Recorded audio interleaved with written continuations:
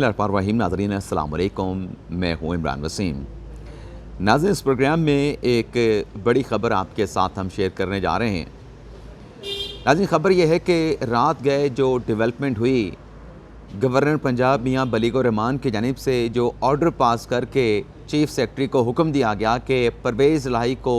बतौर वज़ीर आला पंजाब डी नोटिफाई कर दिया जाए, इस ऑर्डर को नाज़रीन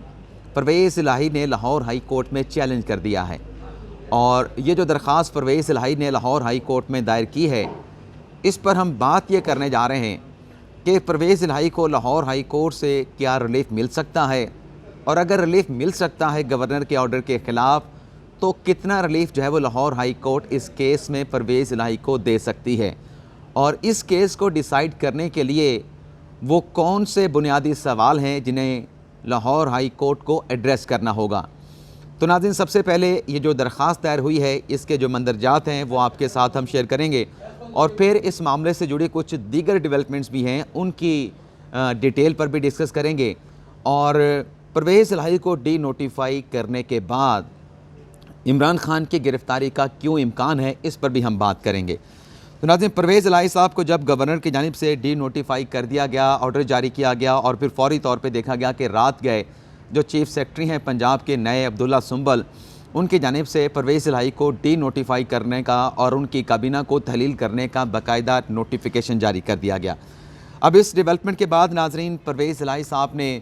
बाकायदा मुशावरत की अपने कानूनी माहिरीन के साथ। पाकिस्तान तहरीक इंसाफ का काफ लीग का मुशावरती इजलास हुआ, और इस इजलास में यही फ़ैसला किया गया कि गवर्नर के इस ऑर्डर को जो है वो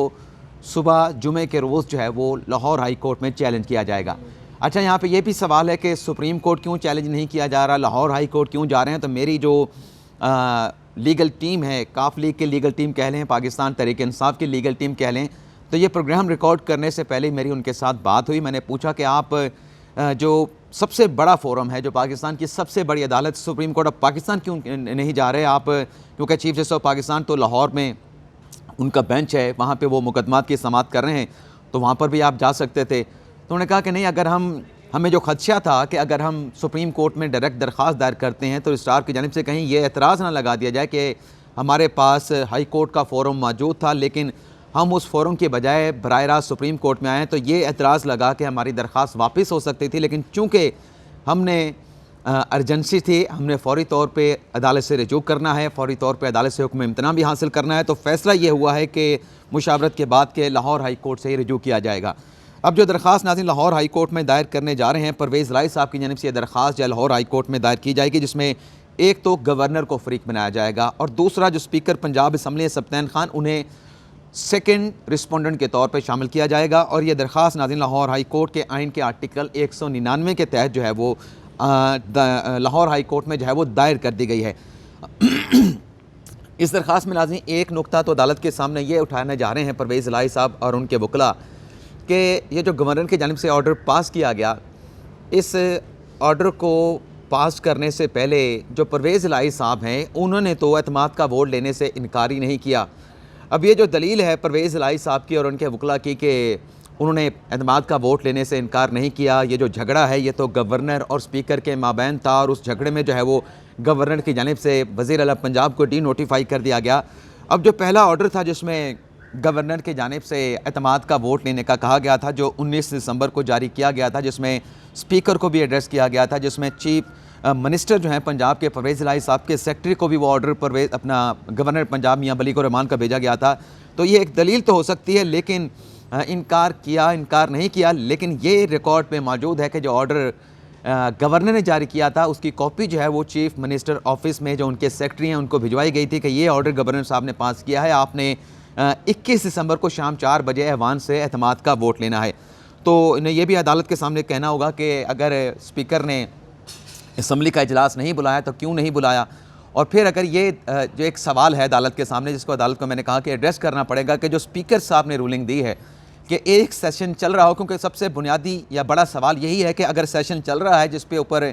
स्पीकर साहब ने सप्तान खान साहब ने रूलिंग दी थी कि इजलास अगर जारी व सारी है और वो मौकूफ़ नहीं किया गया, उसे मुलतवी नहीं किया गया, तो दूसरा इजलास स्पेशली बुला के जो है वो गवर्नर जो है वो नहीं कह सकता कि वज़ीर आला जो है वो एतमाद का वोट लें। तो ये एक बुनियादी सवाल है जिसे लाहौर हाई कोर्ट को जो है वो एड्रेस करना होगा। दूसरा नुक्ता नाज़रीन जो इस पटिशन में परवेज़ इलाही साहब ने अपने वकला के ज़रिए लाहौर हाई कोर्ट के सामने उठाया है, वो नुक्ता नाज़रीन ये है कि गवर्नर जो है वो अपॉइंटिंग अथॉरिटी नहीं है चीफ़ मिनिस्टर के हवाले से। यानी गवर्नर के पास इस दरख्वास्त में लाहौर हाई कोर्ट से कहा जाएगा कि ऐसा कोई अख्तियार नहीं कि वो चीफ़ मिनिस्टर को तैनात करें या चीफ़ मिनिस्टर को उनके ओहदे से रिमूव कर सकें। और अदालत के सामने दलील ये रखी जाएगी कि जो पंजाब असम्बली का ऐवान है, जो पंजाब असम्बली है, उसके जो अरकान हैं वो अपॉइंटिंग अथॉरिटी हैं चीफ़ मिनिस्टर की। वो चीफ़ मिनिस्टर को अपॉइंट भी कर सकते हैं, वो चीफ़ मिनिस्टर को रिमूव भी कर सकते हैं, उनके ओहदे से हटा भी सकते हैं अदम एतमाद के ज़रिए और वोट ऑफ नो कॉन्फिडेंस के ज़रिए। तो फिर अदालत ये सवाल भी पूछेगी, जब आप ये दलील अदालत के सामने रखेंगे फिर आप ये बता दें कि अगर असम्बली अपॉइंटिंग अथॉरिटी है तो आपने एतमाद का वोट क्यों नहीं लिया। और फिर ये भी एक सवाल होगा कि चलें सेशन नहीं बुलाया जा सकता था, तो जो रूलिंग दी है स्पीकर साहब ने, उस रूलिंग में भी कोई ऐसा नहीं कहा गया जो गवर्नर साहब का ऑर्डर था कि आप एतमाद का वोट लें, उस रूलिंग के ऊपर कोई नई तारीख नहीं दी गई स्पीकर की तरफ से। चलें हम 21 दिसंबर को नहीं 22 दिसंबर की तारीख मुकर्रर कर लेते हैं, 23 की मुकर्रर कर लेते हैं, 26-25 की मुकर्रर कर लेते हैं। तो ऐसी भी कोई रूलिंग में तारीख जो है वो एतमाद का वोट लेने की स्पीकर साहब ने नहीं थी, उसे तो सिरे से जो है वो स्पीकर साहब ने डिस्पोज ऑफ कर दिया कि ये तो गैर आइनी गैर कानूनी ऑर्डर है, तो इस पर प्रोसेस ही नहीं किया जा सकता। तो एक आइनी प्रोसेस को जो कि आइन के आर्टिकल 130(7) में लिख दिया गया है, उसमें किस तरह से जो है वो रुकावट पैदा की जा सकती है, क्या रुकावट पैदा हो सकती है या रुकावट पैदा नहीं हो सकती। स्पीकर के पास इस किस्म की रूलिंग देने का कि मामला अभी पार्लियामेंट्री बिजनेस में शामिल नहीं हुआ, ऐवान के बिजनेस में आया नहीं है, तो क्या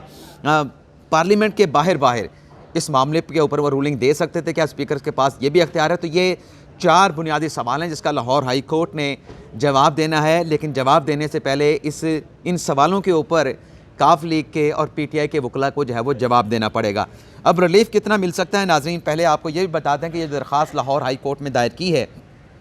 इस दरख्वास्त के साथ फौरी समात की दरख्वास्त भी परवेज़ इलाही साहब ने लाहौर हाई कोर्ट के चीफ जस्टिस अमीर हुसैन भट्टी साहब को दी है कि आज इस केस को लगाया जाए, आज ही इस केस के ऊपर जो है फौरी तौर पर समात की जाए। और इसके साथ जो गवर्नर ने ऑर्डर पास किया है जिस पर चीफ मिनिस्टर ने अमल दरामद करते हुए डी नोटिफाई भी कर दिया गया है सूबाई काबीना को, उस ऑर्डर के ख़िलाफ़ हुक्म इम्तना की दरख्वास्त भी जो है वो इस दरख्वास्त के साथ लगा के लाहौर हाई कोर्ट में जमा करवा दी गई है। जो हमें पीटीआई के जो वकील हैं बैरिस्टर अली जाफ़र साहब ने बताया है कि इसमें हुक्म इम्तना की दरख्वास्त भी जो है वो साथ दी जाएगी। अब रिलीफ कितना मिलेगा, बज़ाहिर तो नाज़रीन ऐसा लगता है कि इस केस में अली ज़फ़र साहब जाएंगे, अज़हर सदीक़ साहब जाएंगे, इम्तियाज़ सदीक़ी साहब जाएंगे और भी पीटीआई के जो वकला हैं वो भी साथ जाएंगे। लेकिन रिलीफ तो बज़ाहिर अगर मिल जाता है कि अगर अदालत कह देती है कि गवर्नर के पास अख्तियार नहीं था, वैसे तो ये बड़ा एक कम्प्लिकेटेड का सा क्वेश्चन है जिसके ऊपर फ़िलहाल कुछ नहीं कहा जा सकता, लेकिन बज़ाहिर लगता है कि अगर रिलीफ मिला परवेज़ इलाही साहब को तो इस हद तक मिलेगा इन सवालों को एड्रेस करने के बाद कि परवेज़ इलाही साहब जो है वो जाके ऐवान से पंजाब असम्बली से एतमाद का वोट लें। तो एतमाद का वोट बज़ाहिर लगता है कि अदलिया से रजू करने के बावजूद भी परवेज़ इलाही साहब को लेना पड़ेगा। लेकिन हतमी फ़ैसला जैसा कि मैं आपको कह रहा हूँ कि अदलिया ने करना है, कानूनी जो पेचीदगियाँ हैं, जो आइनी मुशगाफियाँ हैं, उनका जायज़ा जो है वो अदालती फ़ोरम पे ही लिया जा सकता है। और जैसे हम कह रहे थे कि यह मामला अदलिया की तरफ जाएगा और अल्टीमेटली जो डिसीजन है इसके ऊपर अदालत को जो है वो कोई फ़ैसला जो है वो करना पड़ेगा। अच्छा, इस इक़दाम के बाद जो मशावरती इजलास हुआ, मशावरती इजलास के बाद नाज़रीन परवेज़ इलाही साहब ने कहा कि वो पंजाब के वज़ीर आला हैं और उनकी काबीना काम करती रहेगी। अब नहीं मालूम कि वो किस जवाज़ के साथ, किस लॉजिक के साथ कह रहे थे कि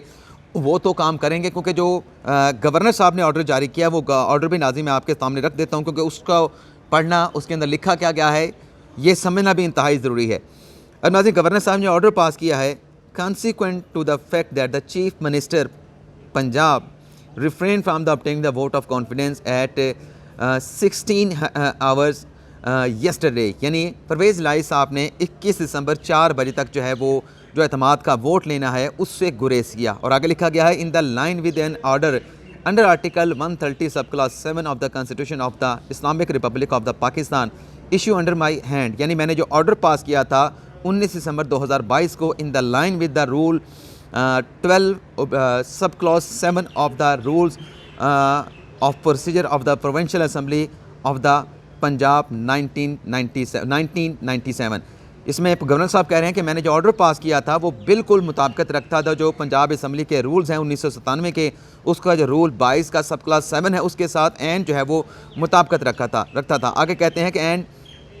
that he still has not done so even after the lapse of another 24 hours. यानी मैंने 21 दिसंबर की डेडलाइन दी शाम 4 बजे तक, लेकिन वो डेडलाइन क्या गुजर गई, मज़ीद 24 घंटे गुजर गए, लेकिन परवेज़ इलाही साहब ने ऐवान से एतमाद का वोट नहीं लिया। I am satisfied that he does not command the confidence of the majority of the member of the Punjab assembly, कि परवेज़ इलाही साहब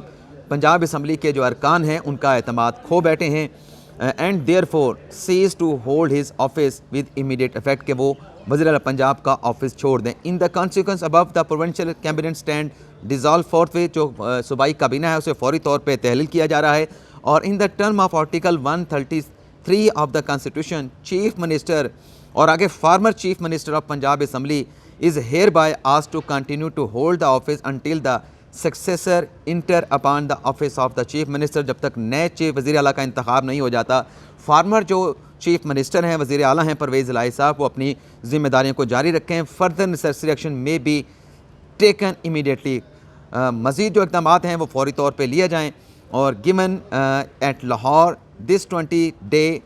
ऑफ दिसंबर 2012 6 आवर्स, यानी ये कल 4 बजे का नोटिफिकेशन है और रात गई जो है वो 12 बजे के बाद जारी किया गया है मियाँ बलीगुर रहमान, और इस ऑर्डर को चीफ सेक्रेटरी पंजाब को सेंड किया गया है। और इस ऑर्डर के बाद नाज़रीन जो चीफ सेक्रेटरी पंजाब साहब हैं जहाज़ेब हुसैन, उनके जो डिप्टी सेक्रेटरी हैं, उन्होंने नाज़रीन ये ऑर्डर पास किया है कि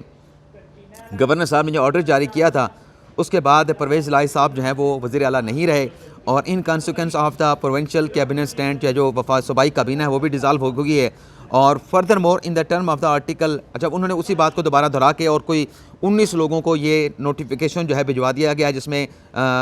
एक सेक्रेटरी टू द प्रेसिडेंट को भिजवाया गया है, secretary to the prime minister of Pakistan को भिजवाया गया है, सेक्रेटरी गवर्नमेंट ऑफ पाकिस्तान काबीना डिवीज़न को भिजवाया गया है, सेक्रेटरी इलेक्शन कमीशन को भिजवाया गया है, चीफ सेक्रेटरी तमाम सूबाई जो चीफ सेक्रेटरीज़ हैं उन्हें भिजवाया गया है। अब नाज़रीन यहाँ पे सवाल ये पैदा होता है कि हम तो कल से बता रहे थे कि जो गवर्नर साहब ने 21 दिसंबर को ऑर्डर पास कर दिया है, उसके बाद तो सिर्फ रस्मी कार्रवाई है। परवेज़ इलाही साहब तो अपना ओहदा खो बैठे हैं। बज़ाहिर जो उस ऑर्डर के अंदर, ऑर्डर को पढ़ के ऑर्डर का एनालिसिस करने के बाद हमने आपके साथ शेयर की थी कि परवेज़ इलाही साहब फ़ारिग हो चुके हैं। तो जो इंसाफ़ी यूट्यूबर्स हैं वो कह रहे थे कि स्पीकर के पास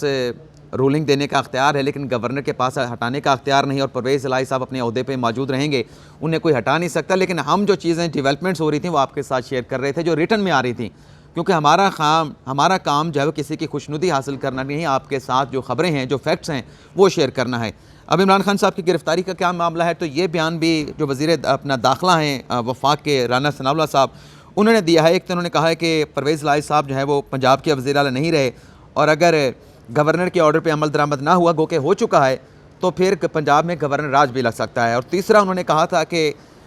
इमरान खान की गिरफ़्तारी का भी इम्कान है। अब ये वज़ीर दाखिला साहब किस केस में इमरान खान साहब की गिरफ़्तारी का इम्कान ज़ाहिर कर रहे थे, इस हवाले से मेरे पास, क्योंकि उनके बैकअप उन्होंने बयान के अंदर सिर्फ इतनी बात किया, लेकिन मेरे पास ऐसी कोई इन्फॉर्मेशन नहीं है कि वज़ीर दाखिला साहब के जहन में क्या था, उनके दिमाग में क्या चल रहा था, जिसकी बुनियाद के ऊपर उन्होंने कहा कि इमरान खान साहब की गिरफ़्तारी का इम्कान भी मौजूद है। तो ये था नाज़रीन हमारा वीलॉग, और लाहौर हाई कोर्ट में अगर समाअत होती है और इम्कान है कि समाअत आज ही होगी,